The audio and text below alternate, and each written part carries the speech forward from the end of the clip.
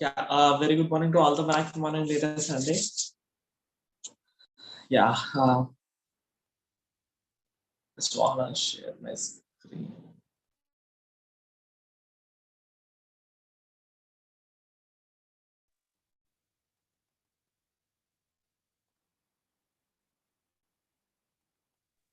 Good morning, Manikanti garu. Good morning, sir. Good morning. Yeah. So, is screen visible and కనిపిస్తుందండి? Yes. Yeah, thank you. So, yeah. So నిన్న మనం discuss చేసుకుంటూ tell your story అనేటటువంటి మనం నిన్న stop చేసుకున్నామండి. Okay, sharing your story can be tricky even if you have started with your facts. The other person can still become defensive when you move from fact to stories. So, అంటే ఇక్కడ first story చెప్పి తర్వాత facts చెప్పినా కూడా వాళ్ళు నమ్మరు. So even if you have started with your facts, అంటే first మీరు ఫ్యాక్ట్స్ తో స్టార్ట్ చేసి the other person can still become defensive. మీరు I mean like how you need to express your opinion అనేది కానీ లేదా మీరు అనుకుంటున్నది కానీ ఎలా చెప్పాలన్న విషయం మీకు ఒక స్టోరీ పరంగా క్రియేట్ చేయడం ఎలాగా అనేది మనకు ఆథర్ గా చెప్పారు. So without hurting, by taking the safety, and after that we need to continue, and మనం ఏమనుకుంటున్నామో చెప్పి తర్వాత ఎలా ఫీల్ అవుతున్నామో చెప్పి దానికి యాక్షన్ తీసుకోవాలి అనేటటువంటిది ఒక స్టోరీ రూపంలో చెప్పండి. So after all you are sharing potentially unflattering conclusions and judgments. After all you are sharing potentially unflattering conclusions and judgments. అంటే ఫస్ట్ మీ మనసులో ఏదైతే ఆందోళన చెందేటటువంటి విషయం ఉందో దాన్ని డైరెక్ట్ గా వ్యక్తపరచకుండా, ఓకే మీరు ఎలా ఫీల్ అవుతున్నారు అనేటటువంటి విషయాన్ని ఫస్ట్ చెప్పి అంటే రియాక్ట్ అవ్వద్దు. ఫస్ట్ ఒక విషయానికి ఫస్ట్ రియాక్ట్ అవ్వకుండా మీరు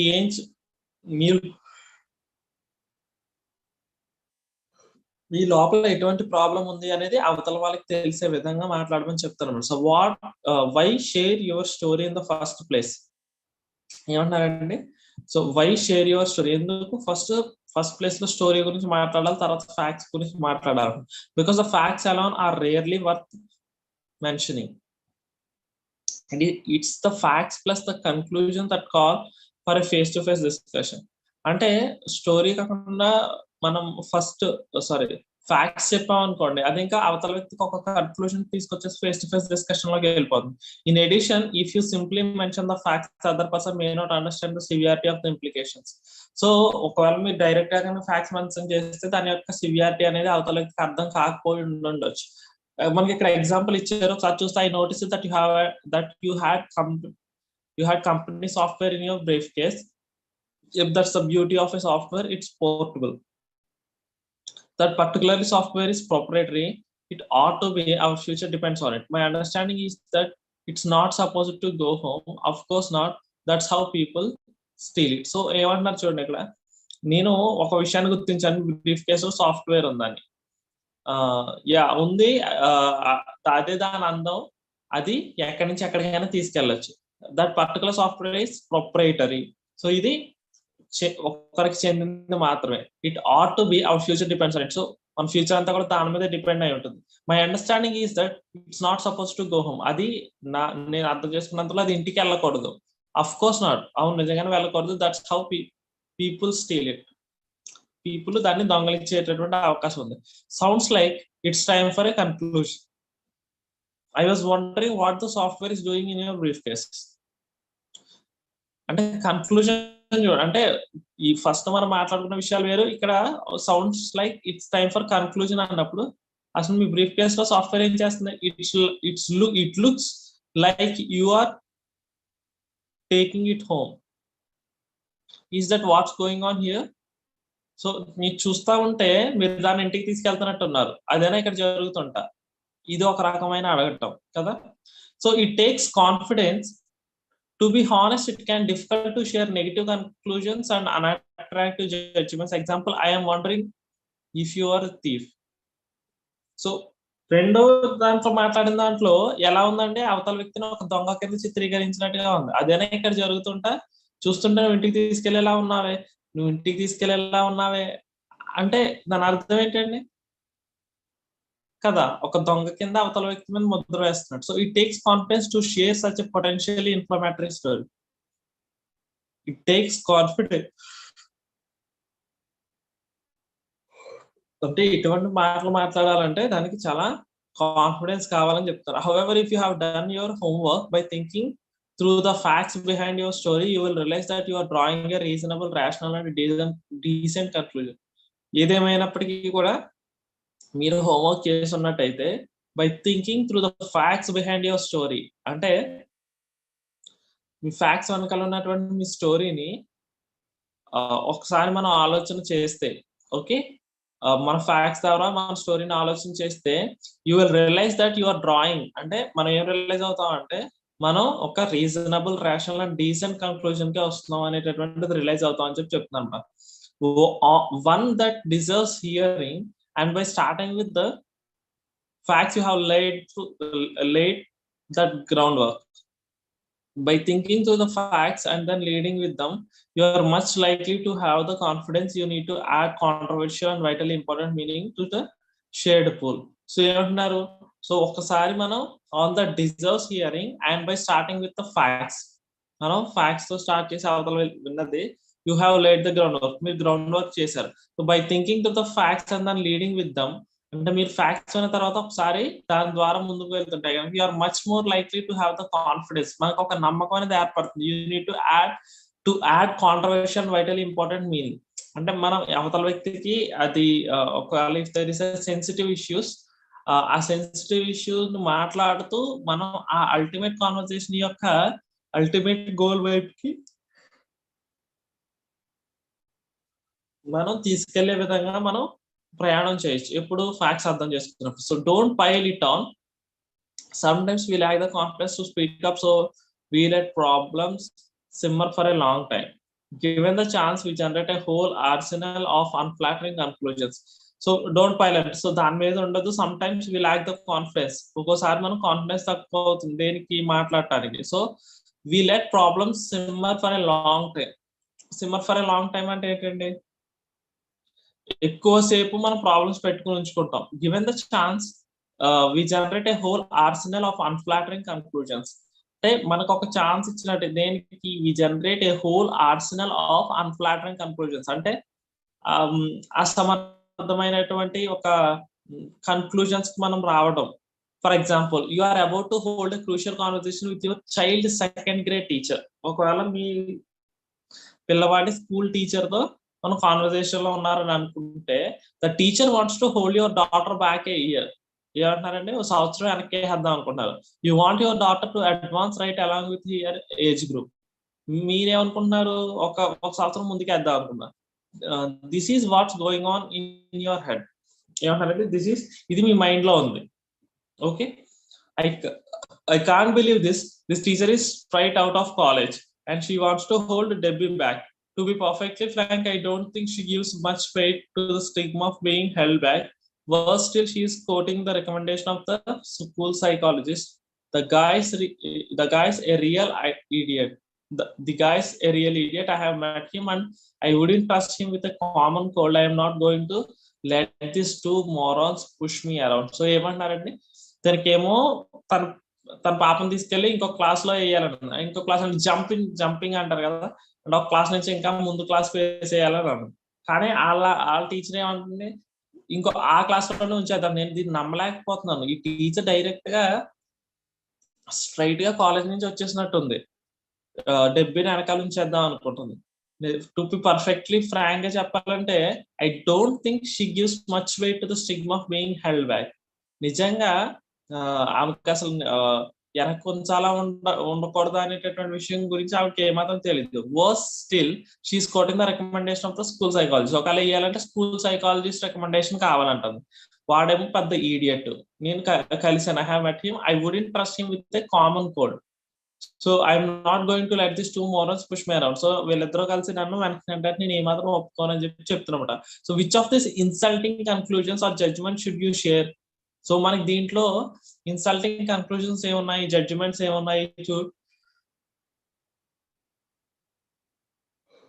Certainly not the entire menagerie of unflattering tales. In fact, you are going to need to work on this villain story before you have any hope of the healthy dialogue. So ఇక్కడ మనం చూస్తే మనం కొన్ని villain stories అంటే ముందు మనం మాట్లాడుకున్నాం కదండి, victim stories, villain stories, right? So అట్లాగా you're going to need to work on this villain story. ఎందుకంటే మనం అనుకున్నది కాకుండా వాళ్ళు ఒక విషయాన్ని ప్రతిపాదిస్తున్నారు, రైట్? సో మనం ఒక హెల్తీ కాన్వర్సేషన్, హెల్తీ డైలాగ్ లోకి వెళ్ళాలి అంటే కనుక ఈ విలన్ స్టోరీ మీద మనం వర్కౌట్ చేయాల్సి ఉంది.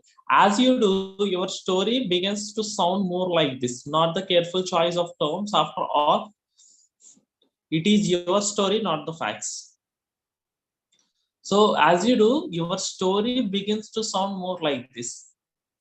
మనం మాట్లాడటం మొదలు పెడితే ఎలా ఉంటుందంటే ఎలాగా, the careful choice of the terms, after all it is your story, not the facts.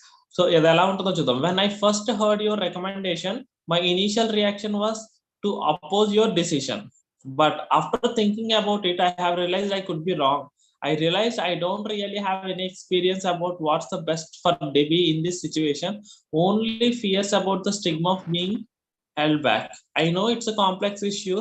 I would like to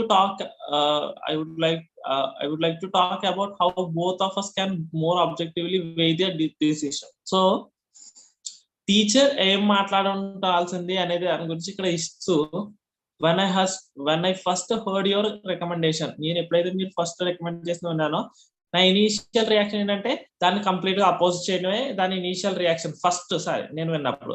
కానీ నేను తర్వాత ఆలోచించిన తర్వాత నేను ఏం రియలైజ్ అయ్యానంటే, నేను తప్పు అని నేను రియలైజ్ అయ్యాను. ఐ కుడ్ బి రాంగ్, ఒకవేళ తప్పు అయి ఉండొచ్చేమో అని రియలైజ్ అయ్యాను. I realize I don't really have any experience. నిజంగా నాకు ఎటువంటి ఎక్స్పీరియన్స్ లేదు డెబ్బీకి ఏది బెస్ట్ అనేది ఈ సిచ్యువేషన్ లో. నాకున్న భయం వల్ల ఏంటంటే తను వెనకబడిపోతుందని ఏమోననేటటువంటి భయమే ఒకవేళ ముందుకు తీసుకెళ్తే. సో అది ఒక కాంప్లెక్స్ ఇష్యూ కాబట్టి నేను ఒకసారి దీని గురించి మీతో మాట్లాడి డిసిషన్ మీద ఇంకొంచెం మనం ఆ పరిశీలన చేసిన తర్వాత తీసుకుంటే బాగుంటుంది అని అనిపించింది. ఇప్పుడు ఇది ఎలా ఉంది చెప్పండి? పైన మాట్లాడిన దానికి ఇక్కడ మాట్లాడిన దానికి ఎలా ఉంది? ఇప్పుడు సెకండ్ సారి మాట్లాడిన దాంట్లో ఏం చేస్తాడు? ఖచ్చితంగా ఆలోచిస్తారు, ఏ వ్యక్తి అయినా ఆలోచిస్తారు, అవునా కాదు? ఎందుకంటే తను కొన్ని ఫ్యాక్ట్స్ చెప్పింది. నాకు ఫస్ట్ మీరు చెప్పింది ఖచ్చితంగా ఆపోజిట్ చేయాలనే అనిపించింది. నిజంగా నేను ఎందుకంటే నేను తప్పని అనుకున్నాను, కానీ నాకు ఎటువంటి ఎక్స్పీరియన్స్ లేదు. అది తప్పని అనుకోవడానికి నాకు ఏం ఎక్స్పీరియన్స్ ఉంది? డెబ్బీకి ఏది బెస్ట్ కాదనే విషయం నాకు ఎలా తెలుసు?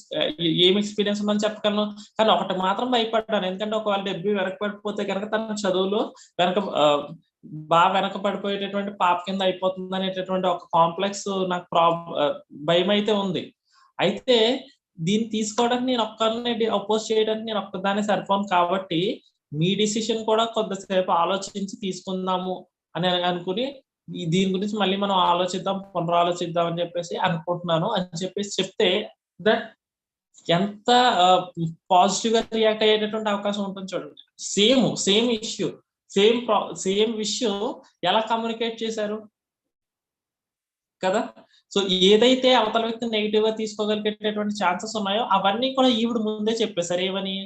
నేను ఫస్ట్ నాకు ఈ విషయంలో డెబ్బీ గురించి డిసిషన్ తీసుకోవడానికి అసలు ఆమెకి ఏం ఎక్స్పీరియన్స్ ఉంది, డైరెక్ట్ కాలేజ్ నుంచి ఇక్కడికి వచ్చేసినట్టుంది అని ఏదైతే ముందు దాంట్లో అనుకున్నారో దాని గురించి ఆవిడే చెప్పింది. నాకు ఏం ఎక్స్పీరియన్స్ ఉందని నేను డెబ్బీకి డిసిషన్ కరెక్ట్ కాదు అని అనుకుంటున్నాను, రైట్? యువతల వ్యక్తికి ఏమీ లేదు, తను అనుకోవడానికి ఏమీ లేదు కదా. ఒక్క వెనకబడిపోతుందేమో చదువులో అనే దాని తప్ప ఇంకొకటి ఏమీ లేదు, right? So this is how to I mean like ఒకటి హారబుల్ గా మాట్లాడడం, రెండోది ఎలా మాట్లాడాలి అంటే ఎలా పాజిటివ్ గా మనం దాన్ని తీసుకెళ్ళాలి అనేటటువంటిది కూడా మనం చూసుకోవచ్చు. So look for safety problems అంటే మనం కాన్వర్సేషన్ కట్ అవ్వకుండా చేసుకోవాల్సింది ఫస్ట్ మనం చూసుకోవాల్సినటువంటి విషయం ఉంది, right? So as you share your story, watch for the signs that safety is deteriorating. మనం స్టోరీ షేర్ చేస్తున్నప్పుడు ఏదైనా మన సేఫ్టీని ఇబ్బంది పెట్టేటటువంటి సిచ్యువేషన్స్ ఉందేమో అని చూసుకోవాలి. If people start becoming defensive or appear to be insulted, అంటే ఒకవేళ పీపుల్ కనుక తమ డిఫెన్సివ్ గా మారటం కానీ లేదా ఎవరినైనా అవమానకరంగా ఉండే విధంగా మన స్టోరీ ఉంటే, step out of the conversation and rebuild safety by contrasting. So ఏమంటున్నారు, ఒకసారి కాన్వర్సేషన్ నుంచి బయటకు వచ్చేసి సేఫ్టీని రీబిల్డ్ చేయమంటున్నారు కాంట్రాస్టింగ్ యూజ్ చేసి. Use contrasting here how it works. ఒకసారి కాంట్రాస్టింగ్ యూజ్ చేస్తే కనుక ఎలా అవుతుందో చూడండి. I know you care a great deal about my daughter and I am confident you are well trained. That's not my concern at all. I know you want to do what's best for Debbie, and I do too. My only issue is that this is an ambiguous decision with huge implications for the rest of her life. So ఏమని చెప్తున్నారు, నాకు తెలుసండి, I know మీరు మా అమ్మాయి గురించి చాలా బాగా ఆలోచిస్తారని నాకు తెలుసు, అండ్ మీరు బాగా నాకు నమ్మకం ఏంటంటే మీరు బాగా ట్రైన్ అయ్యారా అన్న విషయం కూడా నాకు చాలా నమ్మకం ఉంది. కానీ నా కన్సర్న్ అది కాదు. ఓకే, మీకు డెబ్బీకి ఏది బెస్ట్ అన్న విషయం మీకు తెలుసు, అండ్ అట్లనే నాకు కూడా తెలుసు. నా ఓన్లీ ఇష్యూ ఏంటి అంటే that is an ambiguous decision with huge implications for the rest of her life. ఒక్క విషయం ఏంటంటే తర్వాత తన జీవితంలో ఏమైనా ఇబ్బందులు పడతాదేమో అనేటటువంటి ఒకే ఒక్క నాకు ఇబ్బంది తప్ప ఇంకొక ఇబ్బంది ఏమీ లేదు. So be careful not to apologize for your views. అంటే మీ యొక్క ఆలోచనలకి అవతల వ్యక్తికి సారీ చెప్పడానికి ఏమాత్రం ఆలోచించొద్దు. Remember the goal of contrasting is not ever down your message, but to sure that people don't hear more than you intend. Be confident enough to share what you really want to express. So I mean, like, remember the goal of contrasting is not to water down your message. Contrasting అనేది ఏంటండి, మనం చెప్పాలనుకున్నటువంటి message ని తగ్గించడం కాదు, but to be sure that people don't here more than you intend. అంటే మీరు అనుకున్న ఆలోచన కన్నా అవతల వ్యక్తి ఎక్కువ ఆలోచన చేయకుండా ఉండేటటువంటిదే కాంట్రాస్టింగ్ అంటే. ఓకేనా, మీరు అనుకున్న విషయం కన్నా ఎక్కువ ఆలోచన చేయాల్సిన అవసరం లేకుండా ఉండటమే అవతల వ్యక్తి. So be confident enough to share what you really want to express. అంటే మీరు షేర్ చేయాలనుకున్న దాని మీద ఖచ్చితమైనటువంటి కాన్ఫిడెన్స్ అనేది ఉండాలి అని చెప్తున్నారు అన్నమాట. అంటే yesterday I was hearing about some kind of Parkinson's law. అంటే చాలా ఈజీగా, అంటే బాగా కష్టమైనటువంటి టర్మినాలజీ కాకుండా చాలా ఈజీ అయినటువంటి టర్మినాలజీతో కొంతమంది విజయాలు సాధించారు. Let me give an example. For suppose,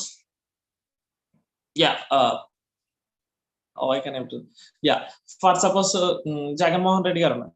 Jaganmohan Reddy గారు చాలా ఈజీగా, అంటే బాగా లోతుగా జీడిపి అంటే ఏంటి, లేదా రాష్ట్ర భవిష్యత్తు ఏంటి, లేదా పెట్టుబడులు ఏంటి, లేదా గవర్నమెంట్ ఆదాయం వస్తుంది, వీటి గురించి ఏ మాత్రం ఆయన అంటే ఇప్పుడు ఫర్ సపోజ్ ఒక కంపెనీ కానీ ఏదైనా ఉందనుకోండి, ఆ కంపెనీ ఒక మీటింగ్ పెట్టింది అనుకోండి, ఆ మీటింగ్ లో ఫస్ట్ 15 నిమిషాలు మాత్రమే ఆ మీటింగ్ కి సంబంధించినటువంటి అసలైనటువంటి ఇంపార్టెంట్ థింగ్ ఉంటుందంట. మిగతా మీటింగ్ టైం అంతా కూడా అసలు సంథింగ్ ఒక non sense మాట్లాడుకుంటారంటండి.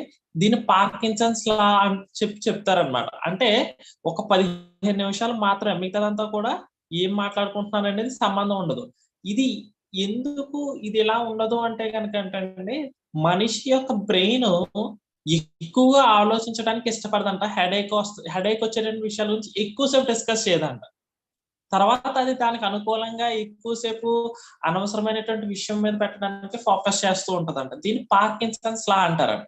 So Jaganmohan Reddy గారు దీన్నే ఉపయోగించుకున్నారు. బికాస్ మనుషుల్ని ఎక్కువసేపు ఆలోచించాల్సిన అవసరం లేకుండా, లైక్ నేను ఇది ఇస్తాను, ఇది చేస్తాను, దట్స్ ఇట్, చాలా చిన్న చిన్న పదాలు ఆయన యూజ్ చేశారు. అంటే మనిషి బ్రెయిన్ ఎక్కువ ఆలోచించుకున్నారు. సో దట్ ఆయన ఆంధ్రప్రదేశ్ లో నగ్గడానికి గల కారణం ఇదేనంట. ఆయన ఉపయోగించిన ఈ పార్కిన్సన్స్ లా ఏంటంటే ఆయన జస్ట్ చిన్న చిన్న వాటితో వచ్చారు చూడండి. అంటే నవరత్నాలు అంటే like I want give you like ఇవి ఉన్నాయి, నేను ఇది ఇస్తాను, వీళ్ళకి ఈ మనీ ఇస్తాను, వీళ్ళకి ఈ మనీ ఇస్తాను, వీళ్ళకి ఈ మనీ ఇస్తాను, సో మీకేం కావాలి, నాకేం కావాలి, దట్స్ ఇట్. పెద్దగా మనిషి ఏమీ ఆలోచించాల్సిన అవసరం లేకుండా చాలా సింపుల్ గా చేశారు. అండ్ నేను మీలోకి వస్తున్నాను, లైక్ చిన్న పదాలు వాడారు, అన్న వస్తున్నాడు, అంతే, దట్స్ ఇట్. సో ఇవన్నీ ఏంటంటే మనిషి మైండ్ లో చాలా చిన్నగా నోట్ అయిపోయారు. మిగతా పార్టీలన్నీ కూడా దే టోల్డ్ లైక్ జీడిపి గురించి మాట్లాడారు, లేదా ఇంకొక దాని గురించి లేదా ఏయో సంథింగ్ తీసుకొస్తాము అని. అవన్నీ పీపుల్ కి అర్థం కాలేదు బేసికల్ గా మిగతా పార్టీస్ చెప్పినవన్నీ. జగన్ గారి స్ట్రాటజీ ఎక్కడ అయిందంటే హీఈస్ యూస్ దిస్ పార్కిన్సన్స్ లా. అంటే ఎందుకంటే ఒక మనిషి బ్రెయిన్ 15 మినిట్స్ మించి ఎక్కువగా పనిచేయదు ఒక ఇంపార్టెంట్ విషయం డీల్ చేయడం కోసం. దాని తర్వాత హెడేక్ అని ఎక్కువ ఆలోచన చేసేటటువంటి విషయాలు ఎక్కువసేపు చేసుకోరు.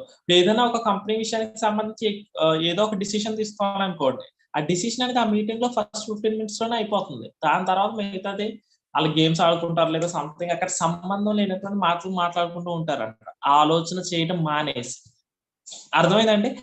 దాన్ని పార్కిన్సన్స్ లా అంటారు. ఇది నేను ఇక్కడ మీకు ఎందుకు చెప్తున్నాను అంటే అవతల వ్యక్తికి ఎంత సింపుల్ గా మనం చెప్పడం మొదలు పెడితే అది అవతల వ్యక్తి మైండ్ లో అంత పెనిట్రేట్ అయిపోయి ఉండిపోతుంది. దానికి చాలా చాలా మంది సక్సెస్ అయ్యారు కూడా. సో బీ సింపుల్, చాలా సింపుల్ గా మన యొక్క నోట్లో వచ్చేటటువంటి మాటలు కనుక ఉండగలిగితే మనం చాలా సక్సెస్ అవుతాం.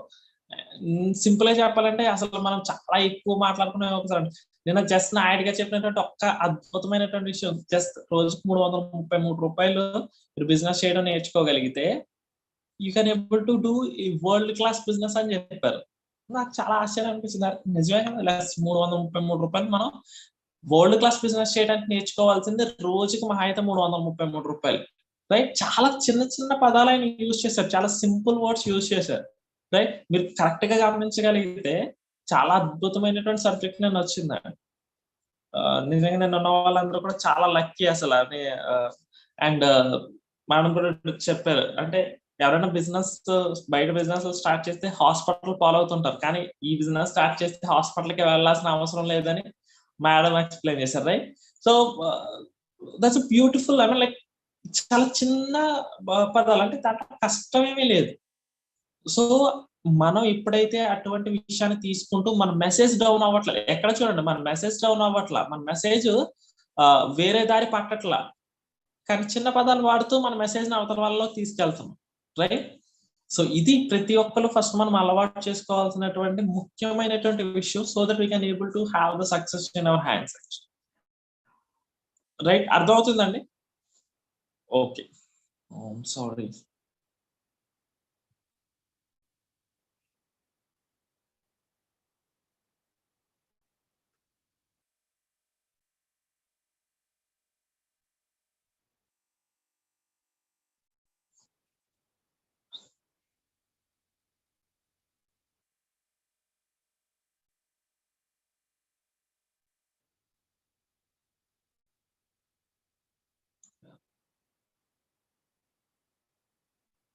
యా, నెక్స్ట్ చూస్తే ask for others path. Right? Ask for others path, వేరే వాళ్ళ యొక్క దారి ఏంటి అనేది అడగమంటారు. We mention that the key to sharing sensitive ideas is a blend of confidence and humility. So already author గారు ఏమని మెన్షన్ చేశారంటున్నారంటే, సెన్సిటివ్ ఐడియాస్ షేర్ చేయడానికి కీ ఏంటి అంటే కాన్ఫిడెన్స్ అండ్ హ్యూమిలిటీ, రెండింటి యొక్క సమ్మేళనమే ఒక సెన్సిటివ్ ఐడియాని మనం డీల్ చేయాలి అంటే. So we express our confidence by sharing our facts and stories clearly. We demonstrate our humility. We demonstrate our humility by then asking others to share their views. We express our confidence by sharing our facts and stories clearly. మనం మన యొక్క confidence ని ఏ రూపంలో మనం వ్యక్తం చేస్తూ ఉంటాము? ఏ రూపంలో అంటే బై షేరింగ్ అవర్ ఫ్యాక్ట్స్, మన ఫ్యాక్ట్స్ ని మరియు స్టోరీస్ ని షేర్ చేయడం ద్వారా, క్లియర్ కట్ గా షేర్ చేయడం ద్వారా. So we demonstrate our humility by then asking others to share their views.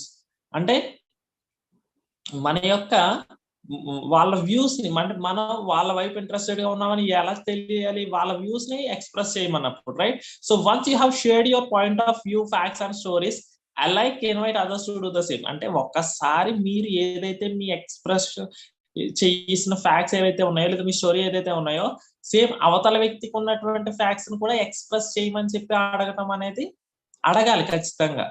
Right? If your goal is to learn rather than to be right, to make the best decision rather than to get your way, then you will be willing to hear other views. So ఏమంటున్నారు అంటే, ఇప్పుడు మనం ఒక ultimate decision తీసుకోవాలనుకున్నప్పుడు మన way of expression ఏదైతే చెప్పామో అక్కడ ఉన్న మిగతా వాళ్ళ యొక్క వే ఆఫ్, వాళ్ళు అనుకునేటటువంటి ధోరణి గురించి కూడా ఆలోచించాల్సినటువంటి బాధ్యత మన మీద ఉంది. ఎందుకంటే to come out of the best out of it. ఒక కాన్వర్సేషన్ నుంచి మనం బెస్ట్ బయటికి తీసుకురావాలంటే మనం ఒక్కలమే మాట్లాడేస్తే బెస్ట్ తీసుకురాలేమండి, ఎట్టి పరిస్థితుల్లో బెస్ట్ తీసుకురాలేం. అదే చెప్తారు, సినర్జీ అనడానికి కారణం అదే. ఒక వ్యక్తి చేస్తే ఎనర్జీ అవుతుంది, కానీ కొన్ని వందల మంది కలిపి ఒకసారి చేస్తే అది సినర్జీ అవుతుంది. సో ఒక బెస్ట్ డెసిషన్ తీసుకోవడానికి అక్కడ ఉన్నటువంటి అందరి హియరింగ్స్ మనం వినాలి. సో అందుకనే జడ్జి ఒక డెసిషన్ తీసుకోవాలంటే ఏం చేస్తారండి, ఆయన ఒక వ్యక్తి ఇప్పుడు ఎవరైతే ఫస్ట్ కేసు పెట్టారో ఆ కేసు పెట్టినటువంటి మాట వినేసి అతను జడ్జిమెంట్ ఇచ్చేయచ్చు కదా. ఒక్కసారి మీరు చూడండి, ఒక్కసారి మీరు కోర్టుకి వెళ్తే అది సంవత్సరాలు సాగడానికి గల కారణం ఏంటి? ఫస్ట్ ఎందుకంటే దానికి ఉన్నటువంటి విట్నెస్లు ఎవరు, విట్నెస్లు ఏం చూశారు, ఏం జరిగింది ఏంటి అనేది ఒక అల్టిమేట్ డిసిషన్. అంటే ఒక వ్యక్తికి ఒక శిక్ష పడటం, ఎందుకంటే బికాస్ అది మన శిక్షా స్మృతిలో ఉంది. అంటే 100 మంది తప్పించుకున్నా పర్వాలేదు కానీ ఒక్క నిర్దోషికి మాత్రం ఎట్టి పరిస్థితుల్లో శిక్ష పడకూడదు అనేటటువంటి ఒక విషయం అయితే, రెండోది అంటే ఫస్ట్ ఎవరైనా సరే ఒకసారి పోలీస్ స్టేషన్ కానీ కోర్టు కానీ వెళ్ళారనుకోండి, జీవితంలో అసలు ఎట్టి పరిస్థితుల్లో మళ్ళీ ఇటువంటి తప్పు చేయకూడదు అని అనుకుంటారు. ఎందుకంటే అక్కడ వాళ్ళు వెంటనే శిక్ష చేసేసినా కూడా జనాలు ఫీల్ అవరండి, కానీ అక్కడ వెయిటింగ్ ఉంటుంది చూసారండి. ఐ మీన్ లైక్ కోర్టుల దగ్గర ఏ టైంకి జడ్జి గారు పిలుస్తారో తెలియక పొద్దు నుంచి సాయంత్రం వరకు వెయిట్ చేసేటటువంటి జనాలకు ఉండేటటువంటి భయం, ఆందోళన. వాళ్ళు ఇన్కేస్ వాష్రూమ్కి వెళ్ళాలని కూడా భయపడతారు. ఎందుకంటే వాష్రూమ్కి వెళ్ళారనుకోండి, ఇలా జడ్జి గారు పిలిచారనుకోండి, వీళ్ళు వెళ్ళలేదు అనుకోండి, మళ్ళీ నెక్స్ట్ వాయిదా వేసేస్తారు. సో అంటే అది ఒక భయం. ఎందుకు అంటే బికాస్ ఒక డెసిషన్ తీసుకోవటానికి అన్ని సార్లు డిస్కస్ చేయడం, ఎందుకంటే to bring best out of it. నేను ఇది ఎందుకు చెప్తున్నానంటే, జడ్జి గారు బెస్ట్ తీసుకురావడం, బెస్ట్ జడ్జిమెంట్ ఇవ్వడానికి ఆయన ట్రై చేస్తారు కదా. సో అందరి గురించి వింటూ వింటూ వింటూ అప్పుడు ఒక ఆయన డెసిషన్ గా వస్తారు. సో అట్లానే మనం ఇక్కడ వినడం అనేది నేర్చుకోవాలి. మనం అనుకున్న విషయం నుంచి మంచిని బయటికి తీసుకురావాలనుకున్నప్పుడు, లేదా ది బెస్ట్ ని బయటికి తీసుకురావాలని అనుకున్నప్పుడు, right? So by being open to learning we're demonstrating humility at its best. So మనం వినటానికి ఓపెన్ గా ఉంటే గనక that is the wonderful thing, మనం బెస్ట్ తీసుకురావడానికి. For example, ask yourself, ఒకసారి మిమ్మల్ని మీరు అడగండి అని చెప్తున్నారు. Example, what does the school teacher think? Is your boss really intending to micromanage you? Is your spouse really having an affair? So అంటే చూడండి, ఇక్కడ 3 విషయాలు జరిగినాయి. మనం ఎగ్జాంపుల్స్ ఆల్రెడీ డిస్కస్ చేసుకున్నాం. సో స్కూల్ టీచర్ ఏమైనా ఆలోచించింది అనేది మన మైండ్ లో అనుకోవటం ఎందుకు? పిల్లని తీసుకెళ్లి జామ్ చేయించమన్నారు, ఆ అమ్మాయి ఏమో వెనకాల ఏమన్నా, ఎందుకంటే భయం వేసి. కానీ అసలు ఏమనుకుంటుందా అన్నది మనం డిసిషన్ తీసుకోవడం ఎందుకు? మన అవతల వాళ్ళతో కూడా మీ మైండ్ లోని ఒపీనియన్ ఏంటి అనేది మాట్లాడించాలి, రైట్? అట్లానే బాస్ మిమ్మల్ని కంట్రోల్ చేస్తున్నారని అనుకుంటున్నారా అని చెప్పేసి కూడా ఇక్కడ అడిగారు. సో మనం లాస్ట్ దాంట్లో కూడా డిస్కస్ చేసుకున్నాం, రైట్? నిజంగా బాస్ మనల్ని కంట్రోల్ చేస్తున్నారా, లేదంటే ఎటువంటి దాన్ని తీసుకుంటున్నారు, కేర్ తీసుకుంటున్నారా అనేది, రైట్? అట్లానే మూడోది, is your spouse really having ఒక లాడ్జ్ లో బిల్లు చూసినంత మాత్రాన వేరే అమ్మాయితో అఫైర్ ఉందా అనేటటువంటి ఒక అల్టిమేట్ డిసిషన్ కి ఎలా వస్తారు? రాలేరు కదా. సో కాబట్టి అవతల వ్యక్తితో మాట్లాడగలగాలి. నిన్న హస్బెండ్ అండ్ వైఫ్ స్టోరీలో అదే జరిగింది, రైట్? సో వైఫ్ హస్బెండ్ ఏం జరిగింది అని అడగకుండా అనుమానించడం మొదలు పెట్టింది. సో ఆమె ఒత్తిడికి గురవడం మొదలు పెట్టింది యువతల వ్యక్తిని అడగకుండా, రైట్? సో అసలు ఏం జరిగింది, ఏంటి, నేను ఎందుకు తీసుకున్నావు, ఆఫీస్ నుంచి ఎవరైనా వచ్చారా, లేకపోతే ఏంటి అనేది ఏమి అడగకుండా, సో నువ్వు హోటల్కి వెళ్ళావు, అది కూడా మన ఇంటికి దగ్గరలో ఉన్న హోటల్కి, నీకు వెళ్ళాల్సిన పని ఉంది, ఇంటి దగ్గరే హోటల్ ఉంది కదా, సో ఇల్లే హోటల్కి దగ్గరగా ఉంది కదా, నువ్వు మళ్ళీ హోటల్కి ఎందుకు వెళ్ళాల్సినంత అవసరం వచ్చింది, సో నువ్వు వేరే అమ్మాయిని తీసుకుని వెళ్ళావు. సో అనుమానించడం మొదలు పెట్టింది. సో అట్లాగా ఎందుకంటే అవతల వ్యక్తిని అడగట్లా, ఇంకా వన్ వే టాకింగ్ అన్నమాట. సో కాబట్టి ఇది చూసుకోవాల్సిన అవసరం మనకి ఎంతైనా ఉంది. ఎప్పుడైనా ఎవరినైనా మీరు తిట్టాలి అని అనుకున్నప్పుడు ఫస్ట్ తిట్టద్దు, ఎందుకు ఇలా జరిగింది అని మాత్రం అడగండి. ఫస్ట్ ఏం జరిగింది అని అడిగితే ఏం జరిగి ఉండొచ్చు అనేటటువంటి కోణం మన మైండ్ లో వచ్చి, ఇలా చేయటానికి ఏం జరిగి ఉండొచ్చు అనేటటువంటి ఒక కోణం మన మైండ్ లోకి వస్తే మనం మెచ్యూర్ అయిపోయినట్టే. ఓకేనండి? ఎవరైనా తిట్టే ముందు ఒకటే, ఎందుకు ఇలా చేసి ఉండొచ్చు అనేది మాత్రం ఒకసారి మీ మైండ్ లో ఆలోచించి అవతల వ్యక్తిని కూడా అడగొచ్చు, ఈ అమ్మాయి ఎందుకు ఇలా చేసావు. సో నిన్న నాగేర్ చెప్పారు ఆల్రెడీ, ఆయన వెళ్తున్నప్పుడు పక్క నుంచి ఎవరో స్పిట్ చేశారు.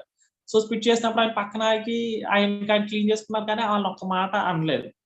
సో వాళ్ళు చేసిన పశ్చాత్తాపానికి గురయ్యారు, వాళ్ళు కళ్ళమ్మని నీళ్ళు పెట్టుకున్నారని కూడా చెప్పారు నాయుడు గారు. సో ఏమైనా అని ఉంటే కనుక నిజంగా అక్కడ నుంచి అదే మనసు బాధతో వెళ్ళిపోయి ఉండొచ్చు. ఎందుకంటే అసలు తప్పు చేశారు, ఖచ్చితంగా తప్పు చేశారు. బట్ నాయుడు గారు ఏమనలేదు వాళ్ళు.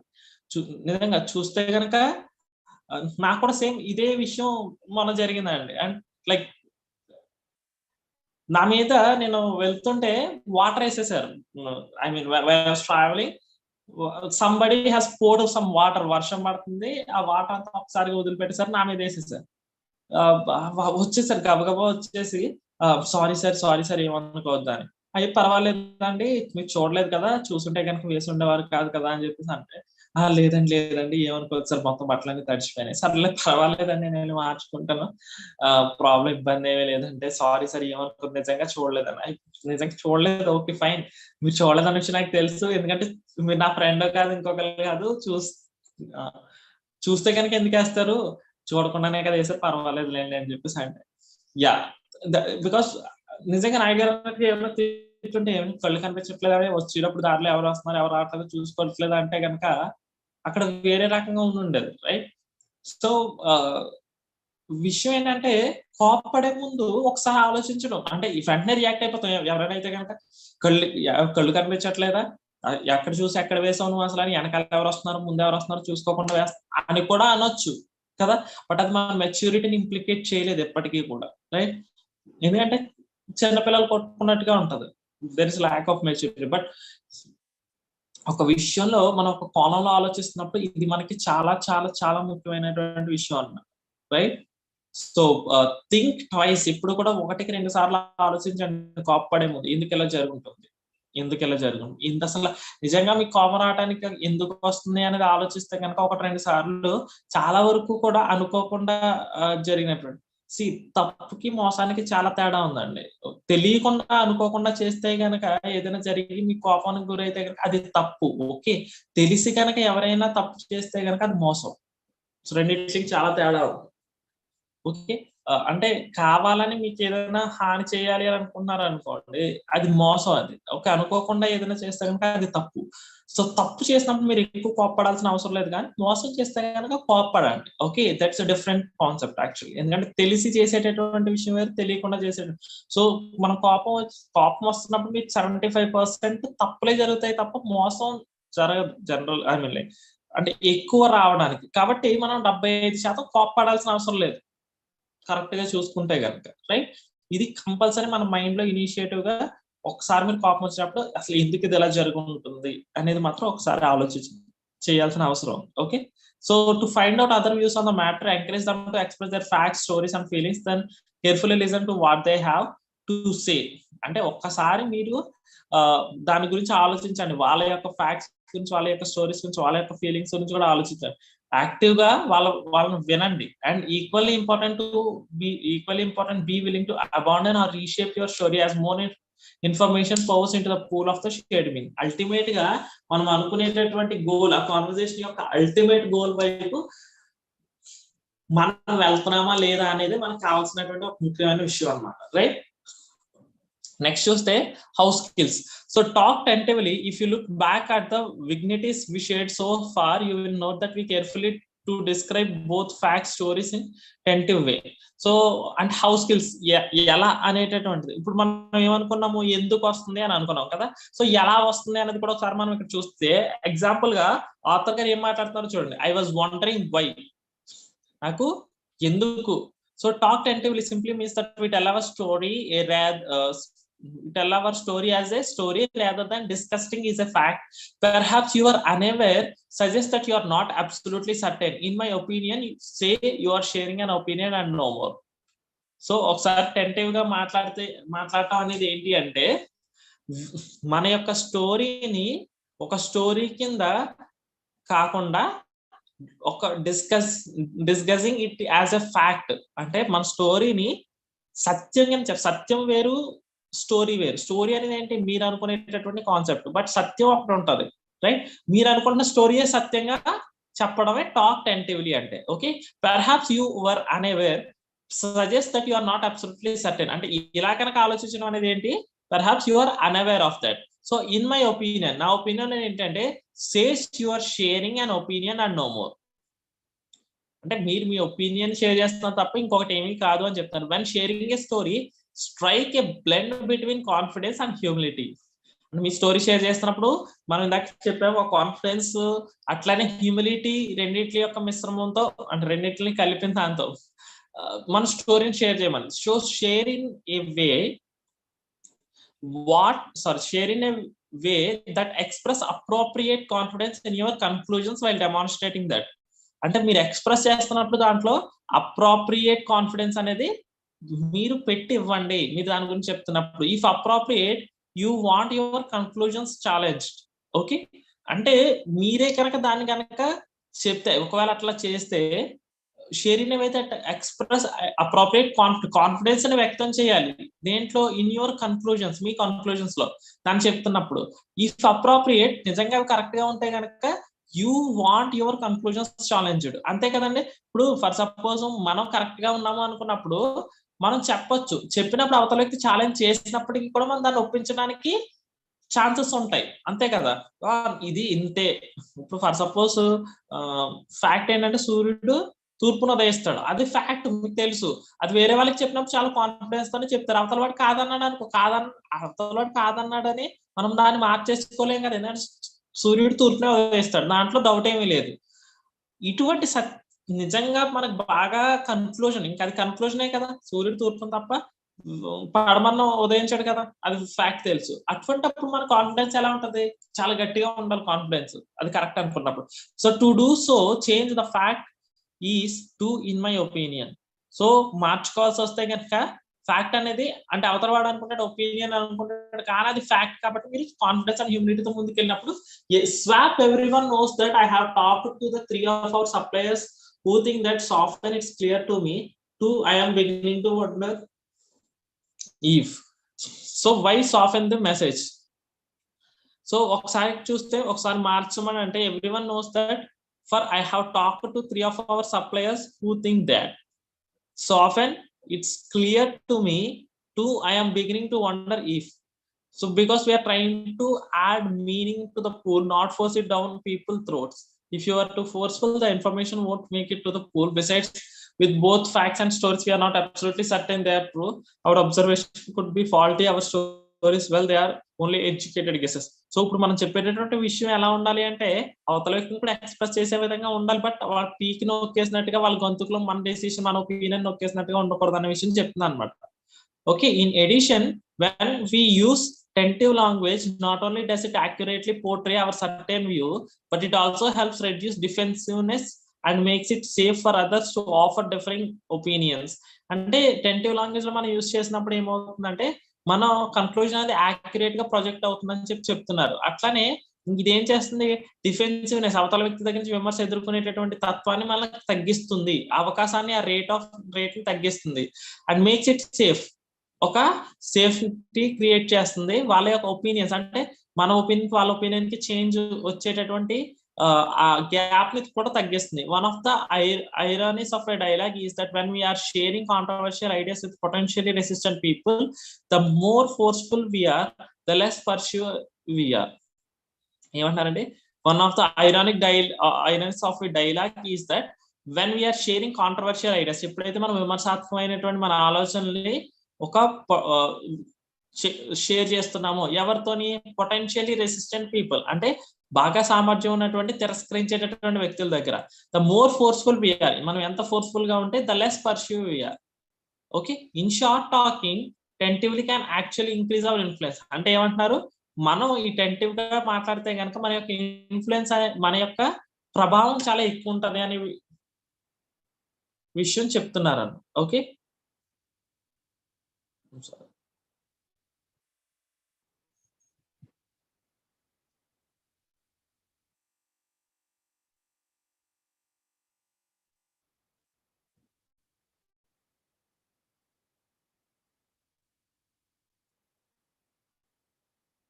yeah. So tentative, not wimpy. Tentative, not wimpy. Some people are so worried about being too forceful or pushy that they are in other direction. So ఎవరైతే ఈ టెంటివ్ లో ఉన్నప్పుడు సమ్ పీపుల్ కొంచెం వర్రీ అవుతారు ఎందుకంటే ఫోర్స్ఫుల్ ఆర్ పుషీగా ఉందని. So they wimp out by making still another sucker choice. They figure that the only safe way to share touchy data is to act as if it is not important. I know this is probably not true or call me crazy, but అంటే ఈ పదాలతో start అవుతున్న conversation ఇది నిజం కాకపోయి ఉండొచ్చు లేదా వాళ్ళు నన్ను క్రేజీ అనుకుని ఉండొచ్చు. When you begin with a complete disclaimer and do it in a tone that suggest you are consumed with doubt, you do the message a disservice. So ఎప్పుడైతే మనమే ముందే చెప్పేస్తున్నాం కదా ఇటువంటి మెసేజ్ ఇవ్వకూడదు ఎట్టి పరిస్థితుల్లో ఈ పదాలతో మనం I know this probably not true. అసలు ప్రాబబ్లీ నాట్ ట్రూ అన్నప్పుడు నువ్వు ఎందుకు దాని గురించి మాట్లాడుతున్నావు, ఇది నిజం అయ్యి ఉండకపోవచ్చు అనేటటువంటిది దాంతో మనం మాట్లాడుతున్నా అసలు ఉపయోగం లేదు కదా. అది చెప్పాను ఇందాక మీకు ఏంటి పార్కిన్సన్స్ లా గురించి మనం మాట్లాడుకునే దాంట్లో. ఇప్పుడు అసలు I know this is probably not true అనే దాన్ని మనం డిస్క్లైమర్ గా తీసుకుంటే అసలు ఎందుకైనా ఉపయోగం ఉంటుందండి ఆ కాన్వర్సేషన్ లో. ఇది నిజం కాకపోయినప్పుడు మనం ఎందుకు మాట్లాడేటటువంటి మనమే నిజం కాదు అన్నప్పుడు అసలు మాట్లాడటం ఎందుకు కదా. అది అవతల వాళ్ళ యొక్క టైం మన టైం ని కిల్ చేయడమే కదా. సో అది చెప్తున్నారు యూ డూ ద మెసేజ్ ఇస్తే డిస్ సర్వీస్ అంటున్నారు, అంటే ఒక అనవసరమైనటువంటి విషయాన్ని మీరు తీసుకొస్తున్నారు.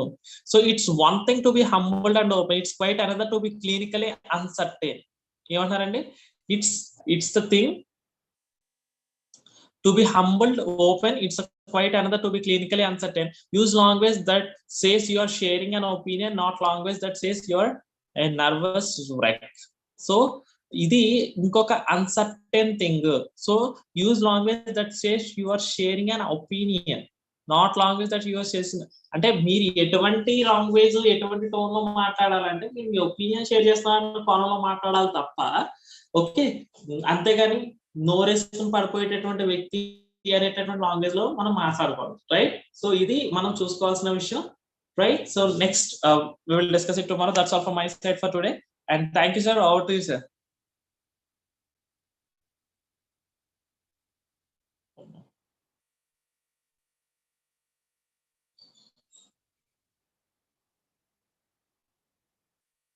Okay,